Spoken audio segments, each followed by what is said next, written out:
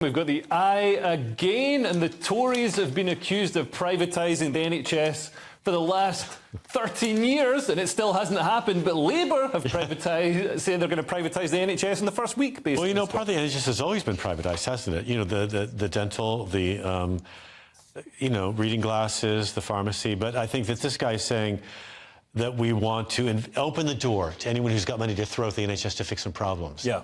You know, it's Wes Streeting, and I think that hold the door wide open quote kind of, it might anger a lot of people because they're afraid that the NHS will turn into like an American healthcare system where you have to pay for a doctor's visit, all that stuff. And there are parts of the UK, I think it's either Jersey or Guernsey, where you do have to pay a very small fee for a GP visit. And the locals like it because then people are more likely to attend the GP visits. It's easier for you to get an appointment quickly, and it's only about 10 quid and people don't mind paying it. They think they're helping. So maybe there are a few privatizing strategies they can utilize to improve the NHS, and that's what he's saying. He's like, anyone with money, we're welcome to the idea. Yeah, but I mean, this sounds like antithesis to what Labour stand for. This sounds like a two-tier NHS, Nicholas. Well, Labour could get away. If had Tories been talking about privatising NHS, you can imagine all the backlash against them. But the Labour did privatise part of the NHS when they were in power. The problem is not privatisation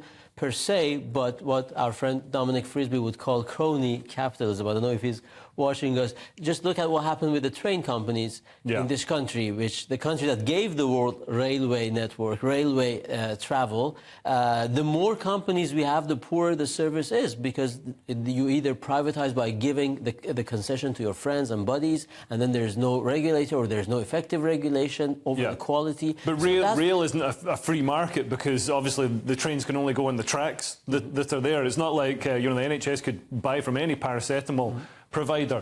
But I mean, privatisation makes sense for the NHS. It makes sense across all industries because you can get more specialisation and more efficiencies. I mean, it'd be ridiculous for the NHS to manufacture its own ambulances, Scott. Right, and I think that about 7% of their budget goes into the private sector already. And I think what people worry is that it's not going great for the NHS. So if we put more money in the private sector, will things get better or worse? I think it's impossible for people to picture what it might be like to have private companies involved in their own health care.